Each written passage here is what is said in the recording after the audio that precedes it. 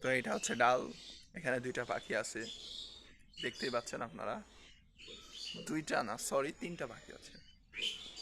এই তো ভিডিও, কি সুন্দর করে বাসা বানিয়েছে দেখুন। তো এইটা হচ্ছে একটা কমলা লেবুর গাছ।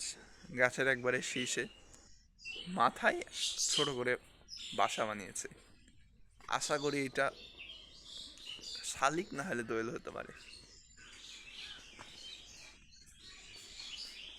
খুব ছোট, অনেক সুন্দর করে বাসা বানিয়েছে। গাছটা কিন্তু বেশি বড় না, খুবই ছোট।